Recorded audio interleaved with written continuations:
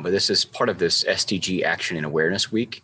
We're trying to highlight understanding about Sustainable Development Goals and how that kind of fits in with our university settings.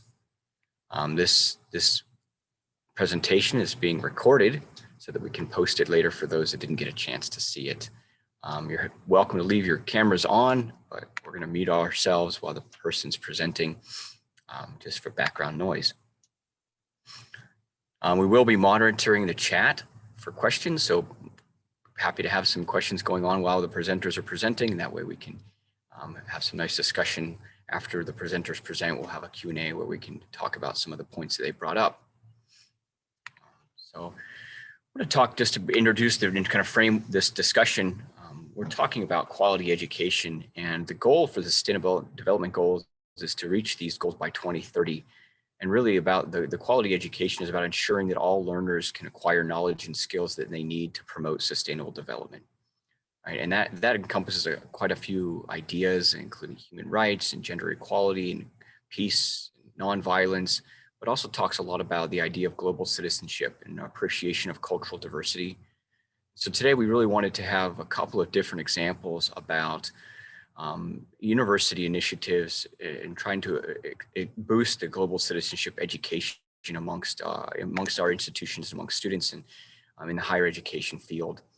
And so we're going to see three different examples today, three different universities looking at some of their programs, the initiatives that they've done to try to engage their university communities with the SDGs.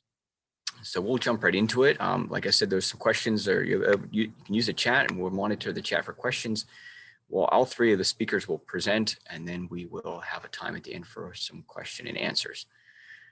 So let's jump right into it. So our first speaker today is Natalie Jelenik. She's coming to us from the Swedish University of Agricultural Sciences. She's working in education as an educational developer and international higher education advisor.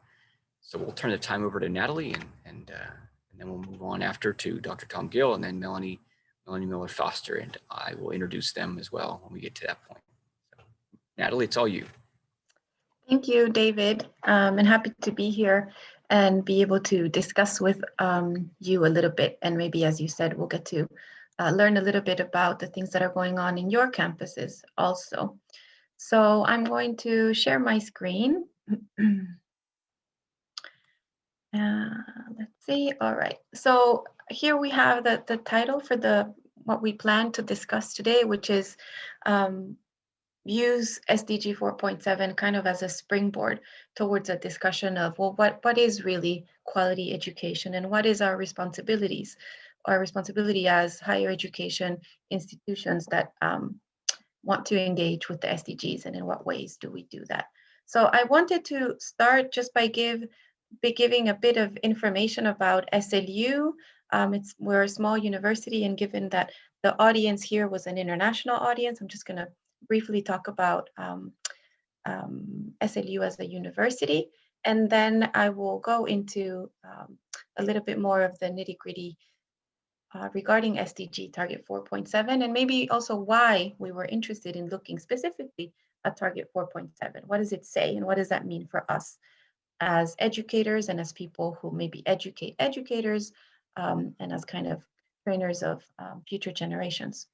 And then I will discuss or present to you some information about GCUA, the Global Challenges University Alliance, which is led by SLU, and then give you a concrete example regarding a pilot course that SLU started within the framework of GCUA, which focuses on the SDGs and also kind of the competences that our students and future researchers might need in order to really work towards like the reaching of the goals that are framed within the SDGs.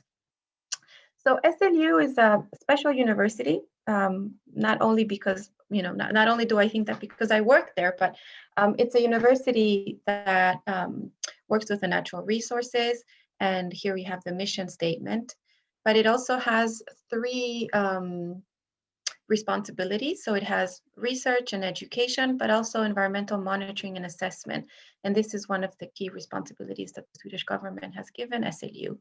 And it also means then that in its identity, I think SLU has quite a clear and kind of natural path also to looking at the SDGs and how we might work towards implementing them.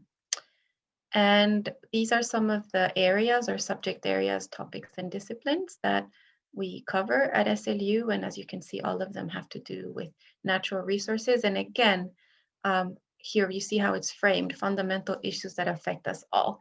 So even here, we're already getting towards this idea of interdependency and kind of thinking what that entails for what we choose to cover in our curriculum.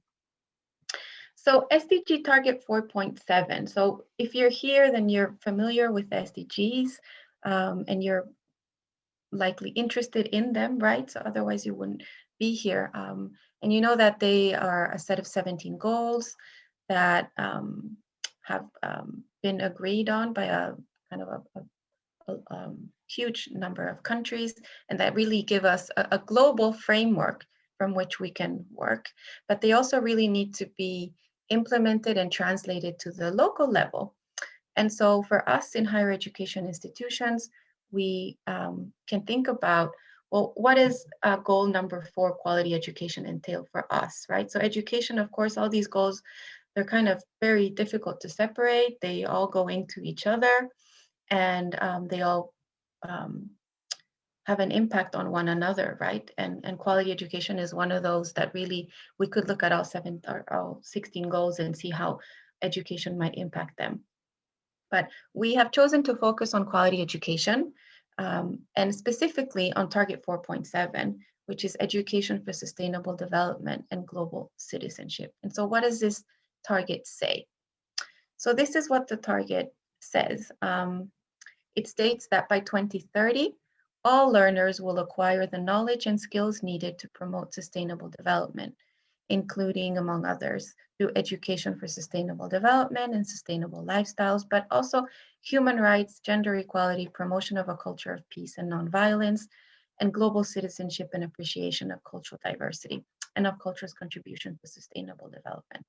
So as educators, reading this target and considering that by 2030, we need to ensure that all learners, so this includes throughout all of our education, right, including doctoral studies, that all learners acquire these knowledge and skills. What kind of positive pressure then does that put on our institutions? So how do we engage then with education for sustainable development? How do we integrate all of these things into the curriculum in a way that is inclusive and in a way also that speaks to the 3 aspects of sustainable development, which are like the economic and the environmental, but also the social aspects, so that we think of, you know, what is gender equality, human rights, and promotion of a culture of peace, global citizenship? What does that look like inside the classroom more concretely?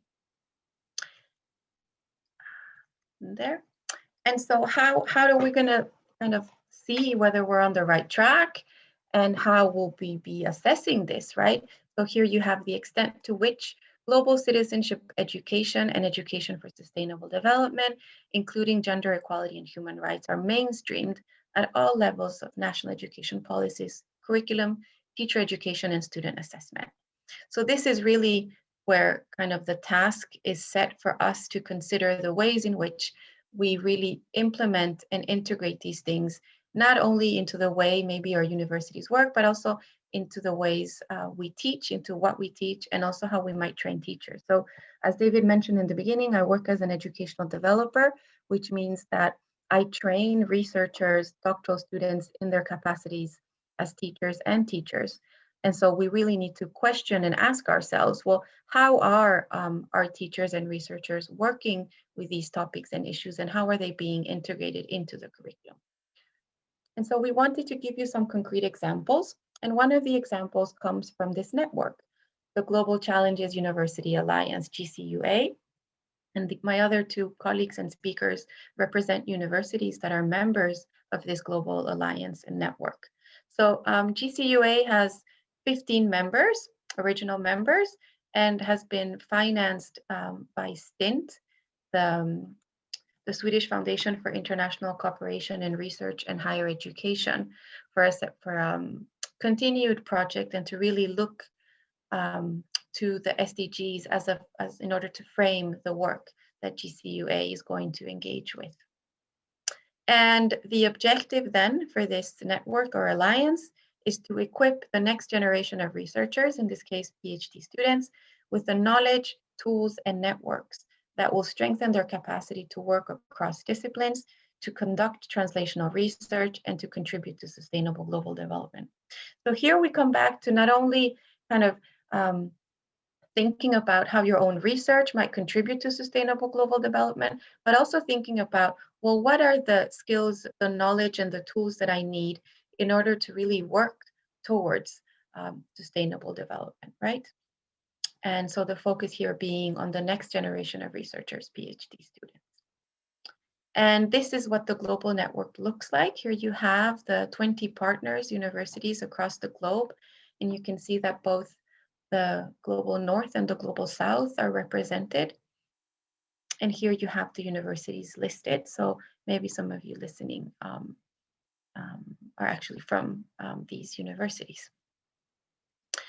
And so what is the concrete example then that I wanted to bring up? This is a pilot course that was given at SLU or from SLU this past semester, which is called, oh, I have the title in the next slide, I'll give it to you here. Sustainability in a Globalized World, Tools and Concepts. So here you see the aims and objectives. The idea behind this course was to really bring up the discussion about the SDGs and the framework to students pursuing their doctoral degrees. So how can I really make a link between my research and the SDGs? And what does that mean? How do I start? But also, what does that mean for myself as an individual? So what are the, again, skills and competencies that I might need in order, for example, to work across different types of maybe cultural borders? So how do I work across cultural disciplinary cultures, and how do I really collaborate in effective ways with people across the globe who might think differently, who might act differently, and who might have other ways of doing and being. So this course looked at both the way in which I can look at my research and its impact, and also what does that mean, or how can I reflect about myself and the way in which I work with others as a doctoral student or in a research group, and also looked at education for sustainable development, thinking that many of the doctoral students who might take this course are actually teachers themselves, and thinking of the multiplier effect. When we actually reach educators, then we reach so many more students. So what was the content of this course then? The first module was called Theory of Change, and it was based on this method that maybe many of you are familiar with, really trying to see, well, what is the impact that my current research project has, and how can I look at this impact from different perspectives? How can I see the process of change that I'm engaging in and really thinking of the beneficiaries and trying to kind of widen the perspectives that I'm including in my research, right? So this was really about impact and thinking about how this research or how this intervention might have an impact, and of course linked to the SDGs. The second module was called Intercultural Competence and Communication. And here we focused more on the students as individuals. So how do they work across, again, how do they work in groups, maybe if they are taking a course as doctoral students, but also how do they work in international research, collaborations, and doing a lot of self-reflection and thinking about what kind of conversations need to be had, what do I need to learn about myself in order to be able to work with others. So we talked a lot about bias and cultural humility and trying to really look at oneself and thinking about how we might be more flexible in trying to collaborate with others. Module 3 was focused on education for sustainable development, here focusing more on the role or future role that these doctoral students would have when it comes to teaching, and thinking about how to integrate then the SDGs, both in terms of content and in terms of methodology, into their teaching. And we ended with the SDG Impact Assessment tool, which is a tool that allows you to see where are the different SDG goals coming into your research or your project. It could also be used for your teaching, but this is more of a kind of an own assessment of where are you touching on the different goals and how. The course was very well received. This is an interview we did with one of the participants, Vera Sadowski, where she shares a little bit about her experience in the course. And again, reaching or talking about how to turn research into action, thinking about impact, how to teach sustainable development, and also what kind of competencies are needed for it. And we did an evaluation, of course, and I just wanted to pull some of the comments that we received when we had our final meeting. So here it says, very good. This course led me to reflect on myself just as much as my surroundings. I am applying approaches and methods that I learned here to my work, as well as my family and friends. And I had many great discussions already.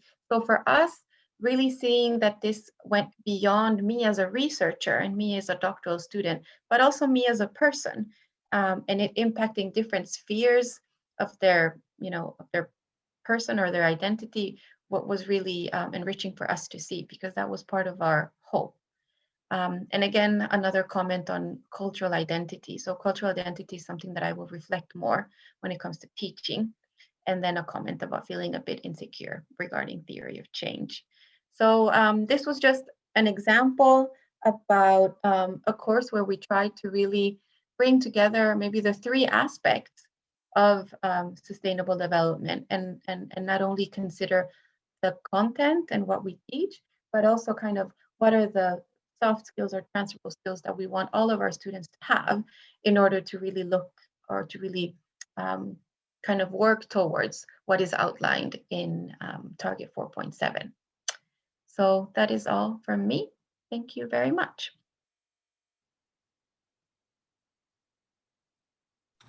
Thank you very much, Natalie.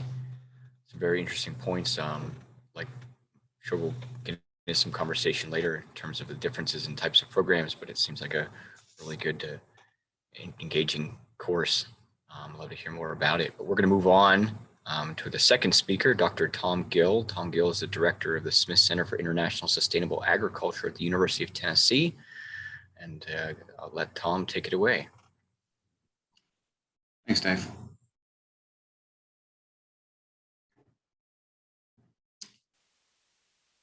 To follow up on Natalie's great remarks, which I think have set us really well in talking about SDG 4.7 and how we can think about it from our different campuses. Now, here at University of Tennessee, we're based in Knoxville, in East Tennessee. Maybe coming from a more US-focused background, being an interior state without an international port, we don't have an ocean border. We're not close to Canada or Mexico. It's very common to find Tennesseans think of international as being Kentucky.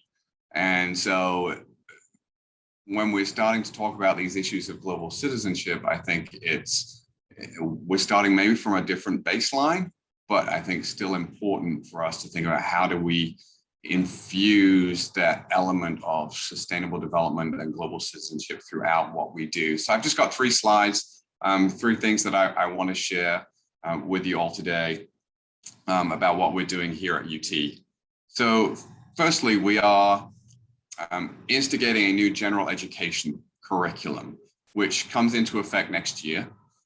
And the general education commitment for University of Tennessee students is in the range of, I think, 42 to 45 credits. So it takes up most of a freshman and a sophomore, so the first couple of years of a university student's career here at the undergraduate level. And we have had global courses be offered under general education, but not be very explicitly required in our Gen Ed requirements. And so now we are introducing VolCore, volunteer core. We are volunteer state. And so here at UT is the volunteers. So that's the reason for it being called VolCore. So our core curriculum. And so from next year, we're going to actually have requirements around global citizenship. So students will have to take 6 credits, which is normally a credit load here is a 15 credit in a fall or a spring semester. So this would be 2 of the 5 courses that a student might take in a semester as a requirement. And we've actually got 2 different tracks. So one is more of a US focus and one is an international focus. So students have to take a course that fits into each of those boxes. But then there are also expanded perspectives classes, which touch on actually a lot of global citizenship courses as well. So students can actually find in their VolCore requirements that they could end up taking 12 credits of global citizenship, which also helps them be on track for some of our major and minor degree programs, such as global studies, sustainability, and here in our College of Agriculture, we have an International Agriculture and Natural Resource minor, which and classes along this global citizenship track they can take towards that. So that's looking at the big picture, but that's just from an undergraduate level. And then from an undergraduate level and a graduate, postgraduate level, what we're also embarking on, and we just did this actually during COVID, I think it's a good task for us to do while we were all based here in Knoxville, is look at our curriculum and look to badge it by the SDGs. So if we're going to deliver quality education around sustainable development, we need to know what courses we already have on the books and where they fit with the SDG agenda.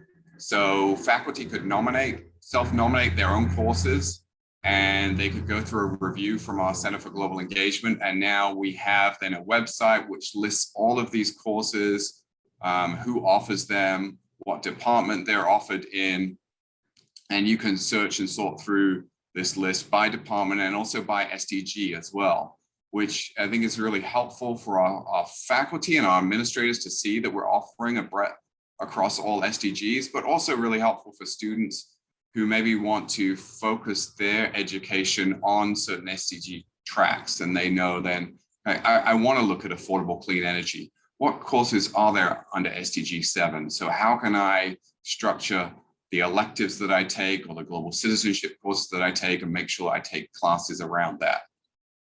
And then lastly, I think in the spirit of, if any of you are familiar with Lord of the Rings, so one ring to rule them all, we looked at the courses that we had and realized that we didn't really have a course that is similar to what Natalie is talking about, but maybe coming 2 steps back a little earlier in the course that could cover all of the SDGs, so 1 through 17, but provide some kind of baseline background for students to understand what are the SDGs, what's the UN, why is the UN coming up with a framework for the world, why do we even need to have these goals, what's Tennessee's role in these goals, what are the current targets and progress towards those targets. So we are going to launch that course this coming fall semester, so starting in August.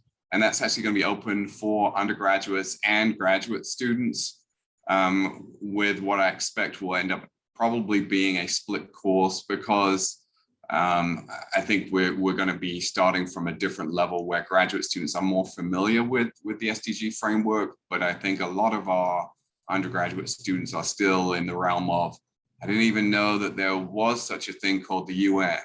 And oh, it's based in New York. Oh, okay.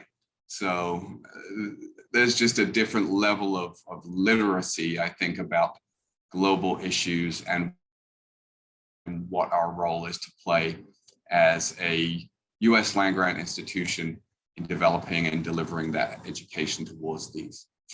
So with that, thanks, Dave. I'll pass back to you. Great. Thanks, Tom. Really interesting sort of initiatives. Seen definitely some differences already between some undergraduate and then with Natalie talking about graduate. So it's quite a lot of broad ideas so far. Let's continue the conversation with Dr. Melanie Miller-Foster, who's based at another U.S. land-grant university here at Penn State University, and she's an expert on global learning and has a lot of great ideas about how to engage students in that. So Melanie, over to you. Excellent, thank you. So I'm Melanie Miller-Foster from Penn State University and a co-founder of the Global Teach Ag Network. So we work together to study pedagogies that support global learning, recognizing that study abroad is a tool in the global learning toolbox, but not the only tool. So I'm a rural sociologist by training, and so when I think about pedagogy, I also think about space. So I think often when we think about teaching global issues, the first thought that comes to mind is international travel. But taking students out of their local context and transporting them to an international location can be really disorienting. How they can apply the knowledge and the skills that they learned abroad as they go forth in their careers and try to make positive change. So borrowing a concept from Neil Sobania, I think it's useful to think about learning space as a continuum from doorstep to planet. There's a lot of things to talk about when thinking about learning on this continuum, but what I'd like to focus on today is global learning in contexts that are closer to the doorstep side of the continuum. And this does four things. First, it allows us to think about how global learning itself can be more ecologically sustainable, because in this kind of global learning, we're not engaging in carbon heavy, long haul, or international flights. Second, what global learning looks like in domestic contexts, and like what are some of the pedagogical tools we can engage to facilitate domestic global learning. Third, it's a step towards decolonizing how we think about international work and global learning.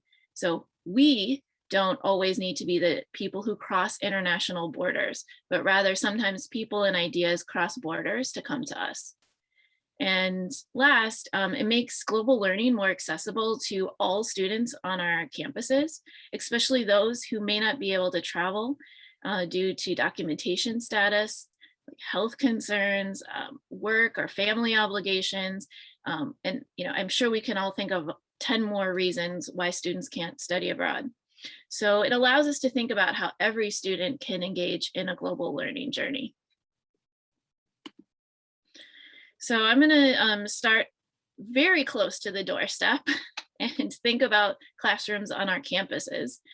This is a picture of a workshop I run on international communication, and it's one of the things in my life that gives me gray hairs as I organize it, but I think the outcomes are worth it. After teaching a short introduction to the class about intercultural learning, students have the opportunity to practice with international students and community members we invite into the classroom. So the objective of this workshop is for all participants to have a positive intercultural communication moment so that they might seek out additional intercultural opportunities in the future. And this is, just a miniature example of what cultural learning could be on our campuses. This next example is a community-based course I co-teach on the transnational workforce we have in agriculture in the US, specifically the dairy industry in Pennsylvania. So in the classroom, we study all the factors that have led to this situation: policy, economics, country politics.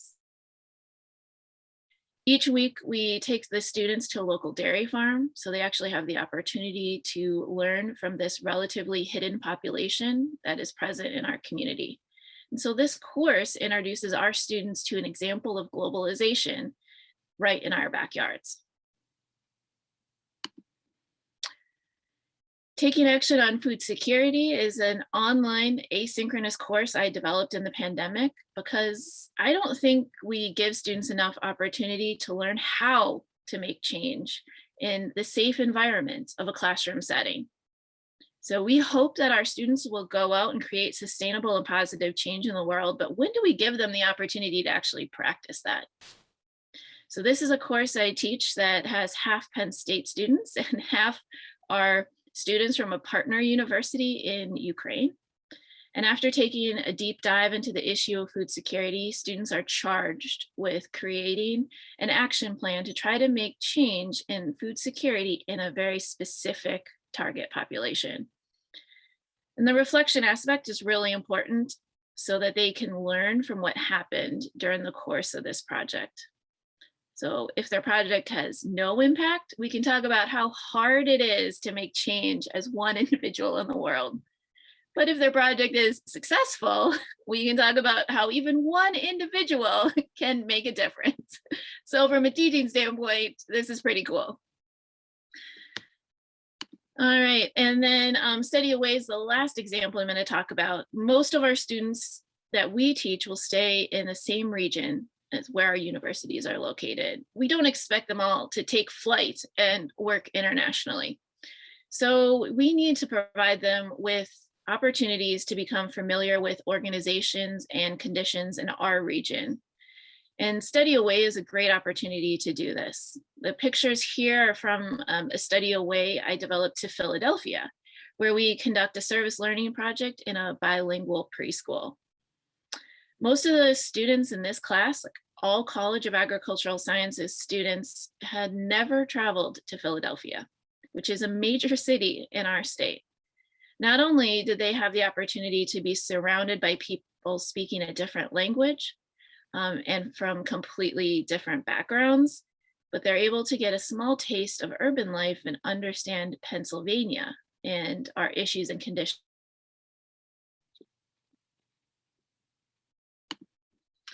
So I could talk about this all day, but I'll tell you a little bit more about the Global Teach Ag Network. So the examples I've just talked about are exactly the kind of global learning tools that we discuss with our worldwide network partners. We humbly recognize that we don't have all the answers and that we need a space where educators can discuss global learning together, especially as we think about how to teach students about food security, climate change, and any of the issues outlined in the SDGs.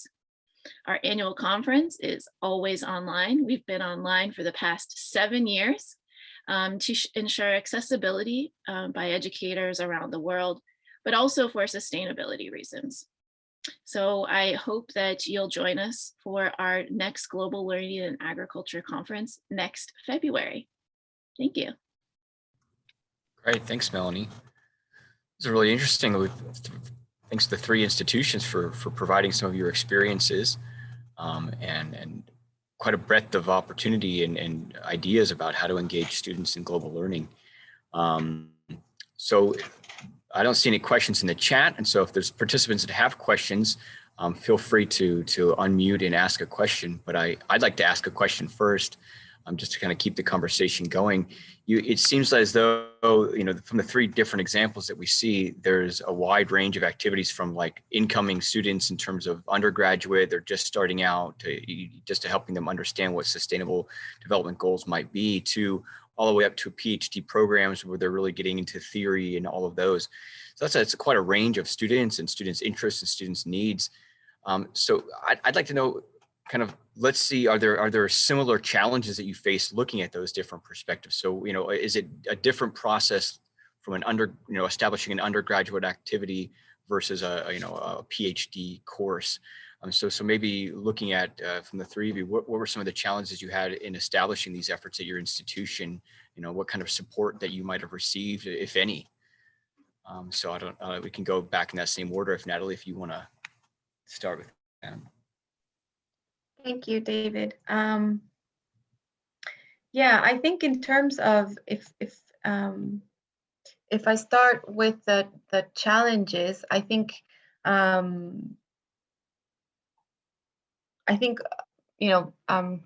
making or pushing for change, and I think in a way it is change, right? Because if we look at Melanie's example, I think what we're doing is somehow pushing for a change in the way in which we might see whether it's internationalization or global learning, and it's kind of a shift, right? Like for us to try to see, in this case, global learning as something more than just actual travel, right? And I think in much the same way,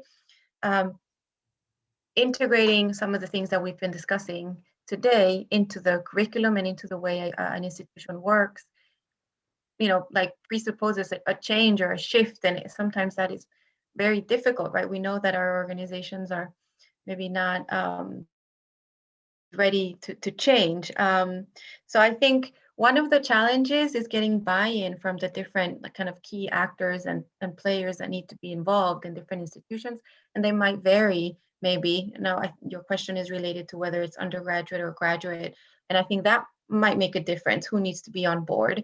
And I think from my experience at SLU, our experience is that teachers and researchers are busy, very busy. And so getting a lot of kind of top-down, this is what needs to be integrated into curriculum. Now we are going to focus on this. Now we have a policy on this, can be kind of overwhelming. So trying to integrate it into the everyday work of teachers, I think has helped us. And also really having that top-down support anyway and resources, I think is really key. Yeah. No, that's useful to know. I think obviously, yeah, a lot of our institutions were busy. There's a lot of demands for faculty and staff. And there is so for example, you're bringing up this good point about a top-down change. And Tom, I think that relates a little bit to what you were describing in terms of the undergraduate general education requirements and how this sort of global citizenship idea has been developed. Do you find that supportive in terms of bringing these things to fruition? Yeah, I do. And I think that our faculty have been somewhat empowered by being very inclusive in the badging of courses.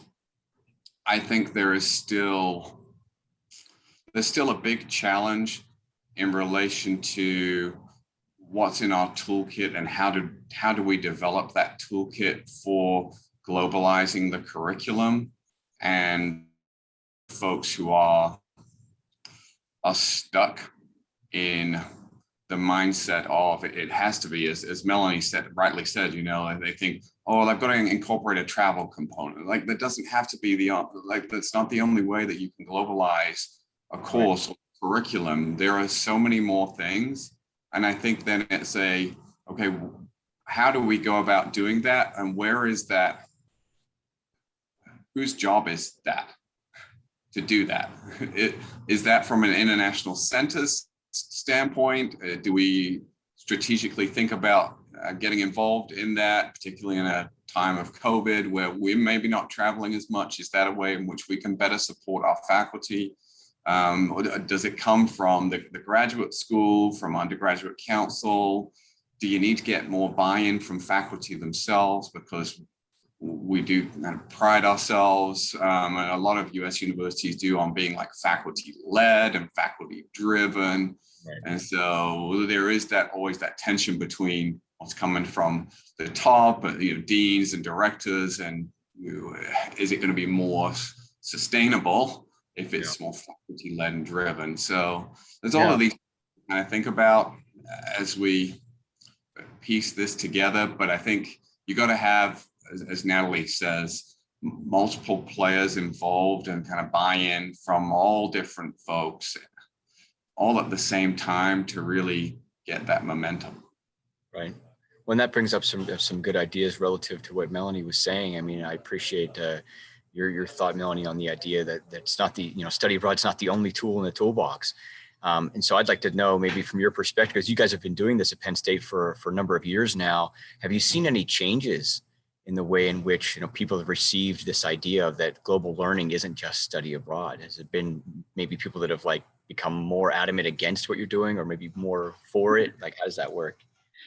Yeah, it's a great question. I'm pretty unpopular with the study abroad folks.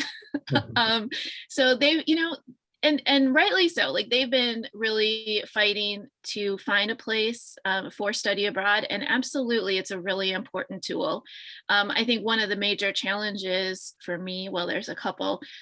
First of all, who's in charge of domestic global learning. Most people don't think about it this way. Most people don't have, a resource or professional development on their campuses.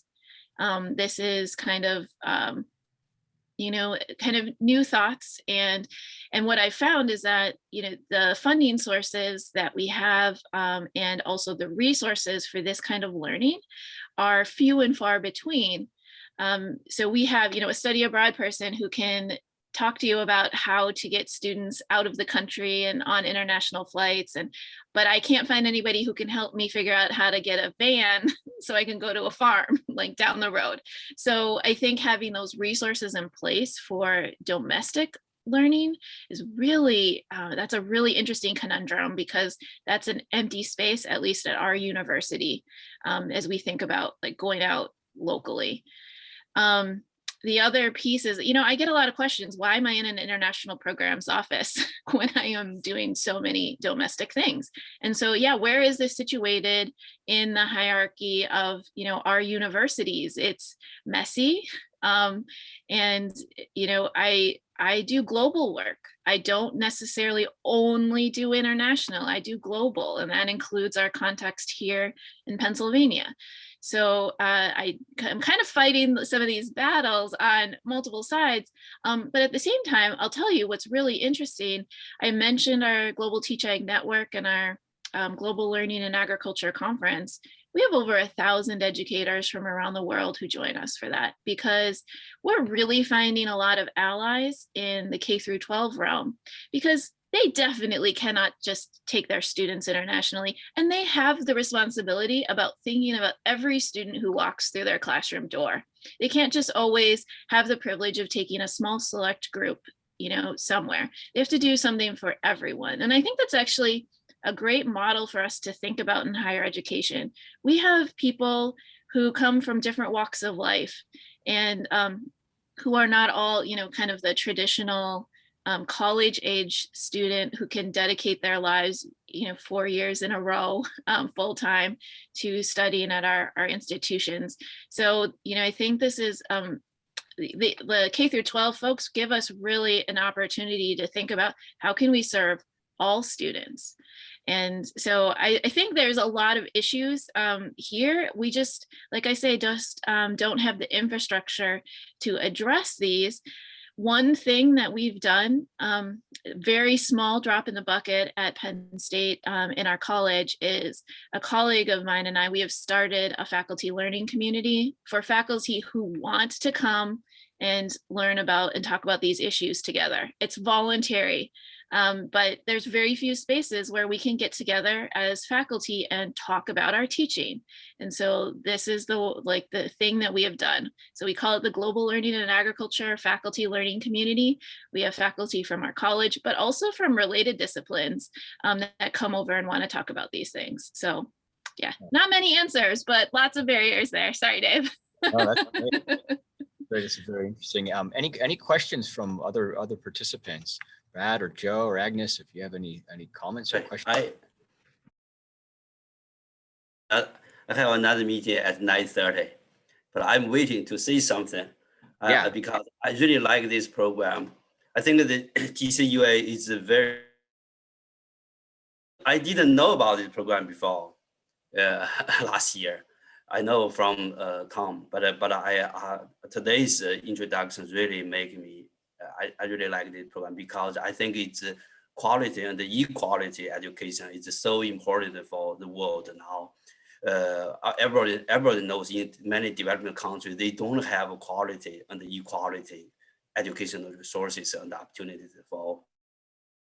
So I don't have questions, but I like to make some suggestions. I like the Melanie's thinking beyond study abroad. This is a very good concept. So also when we think about agriculture and sustainability, we need to also think beyond agriculture. If we really want to make agriculture sustainable, we need to think beyond agriculture. So again, so I would say my suggestion is whether it is possible to establish a school of GCUA in each participating university. So what I know is I worked on many China-US joint programs. And so I know that it's in many Chinese universities, they have a school of international education. So this school provide transdisciplinary international education. They invite international teachers to come to give lectures, teaching in totally different styles. So similarly, if for example, if GCUA could have 100 universities from the entire world, and then you have a virtual or physical school of GCUA in each university.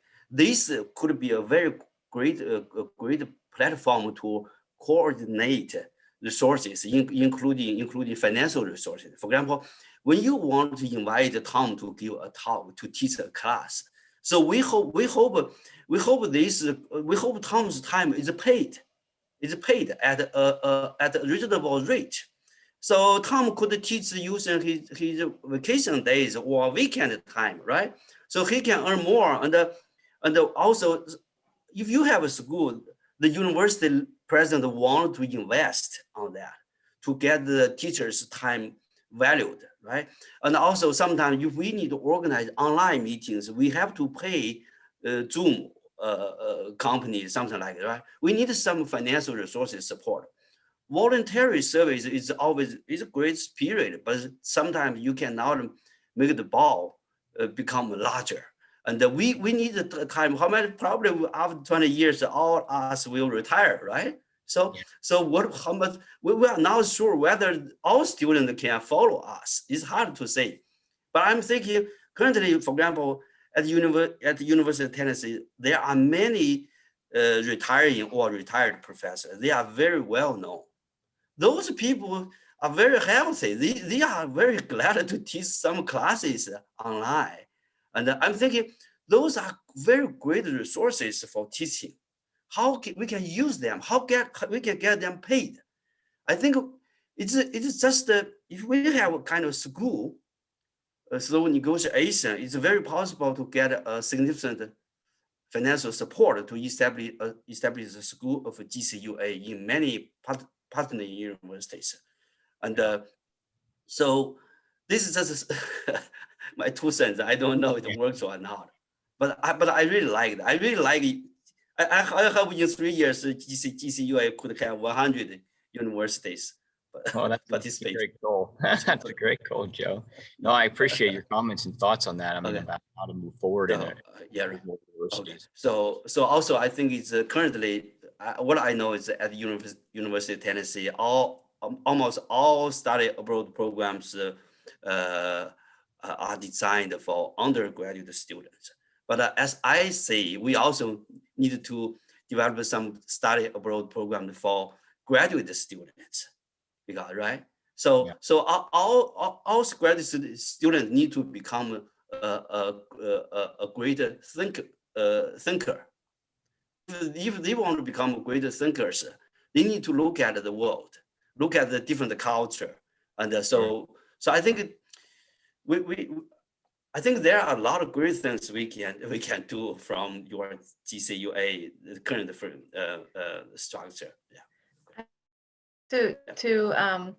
I'm going to jump in because since you're kind of posing a question to GCUA, I just wanted to say that in a way, I think a little bit of what you are proposing is kind of the idea behind GCUA, because we could potentially think that like some of these proposed common courses or collaborations, they are in a way kind of virtual schools, right? And that we are trying to create all these connections between students and universities in different places around the world and really expose them, you know, to one another and to their realities. And so in a way, I think somehow it is in the works, right? And you're even proposing like, you know, additional sustainability by trying to use some of the retiring professors, right? But I think that the idea behind GCUA as it's growing and as it's, you know, looking to the SDGs as kind of a way to frame its work,